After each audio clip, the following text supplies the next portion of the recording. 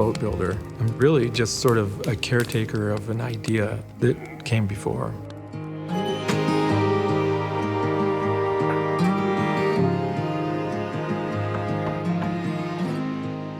In the early 20s, the national parks commissioned several large wooden boats in Glacier National Park. My parents worked for that boat company for 30 years. As a little kid, I was kind of the bilge rat. They would stick me down into the bilges, and I was a cleaner. And then I moved on to learning a little bit about planking, and then tried to build on it over the years. My name is Jason Cajune. I build river dories. In Montana, everybody calls them drift boats. Boat building teaches you to move a little bit slower because you can really mess it up so quickly. And in that going slow, you find a lot of enjoyment.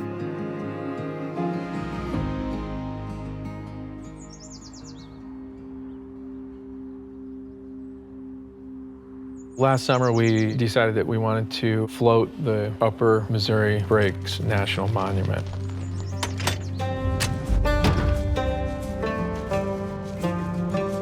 We also wanted to check out some of these lands that had been just recently made available by the American Prairie Reserve.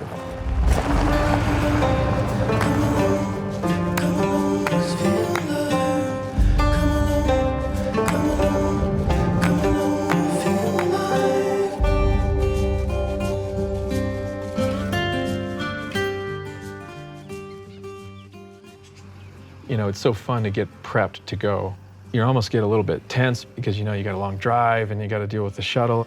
And then when you finally get on the water, your shoulders kind of drop and you just relax, and I just feel like, finally I'm home.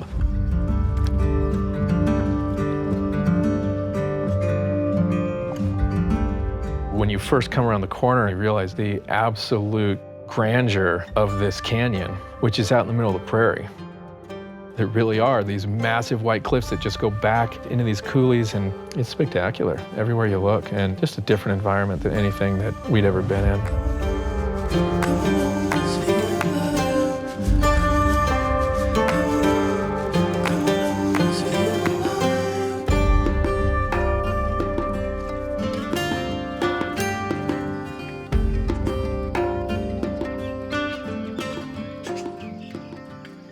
We are on the Upper Missouri Breaks National Monument, floating for 5 days? 6 days? 6 days. 6 days.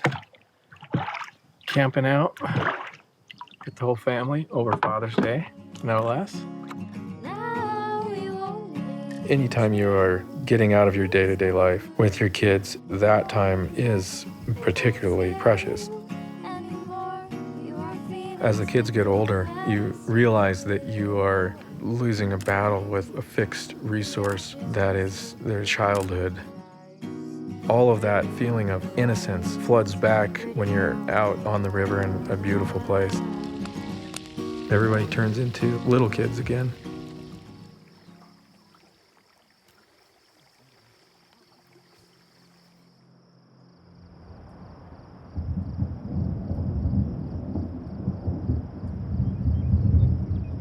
You know, I think that was the third day. We had a pretty big storm that just came over the horizon and hit us pretty hard.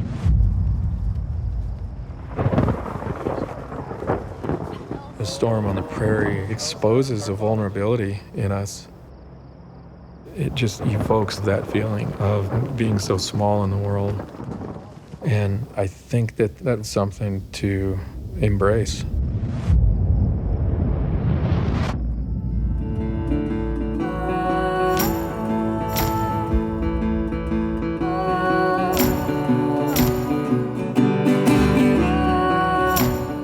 Translates the scale of it in a different way than a storm in the mountains does. And it doesn't have the same meaning if you don't experience it.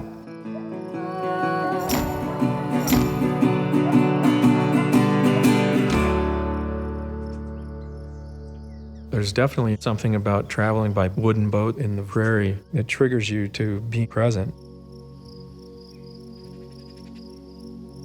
You know, when you're going down a section like this where it's just absolutely still and quiet, you have nothing to do but just contemplate the entire history of this place. It's an amazing cross-section. You know, you can imagine the buffalo here, you can imagine the dinosaurs wandering around, and then fast forward to Lewis and Clark coming through and encountering the Blackfeet. When you look in some of these books, there were animals everywhere. Can't help but think about your place and where we are now in history, and we're really lucky to still be able to go through it.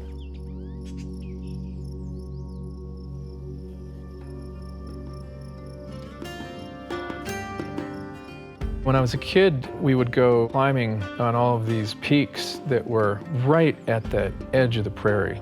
It turns out this apparently endless prairie is every bit as interesting as these huge mountain valleys.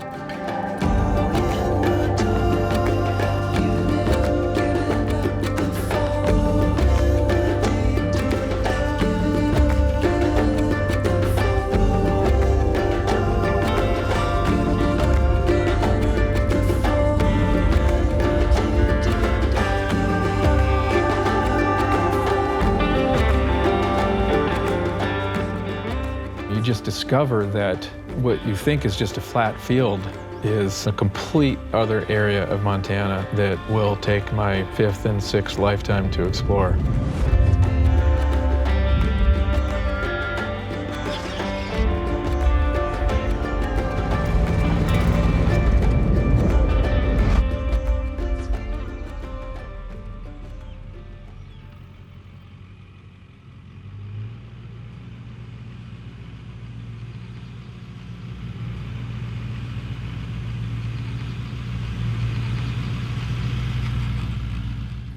We got off the river, and then we stayed on the American Prairie Reserve. It's an amazing piece of ground to observe.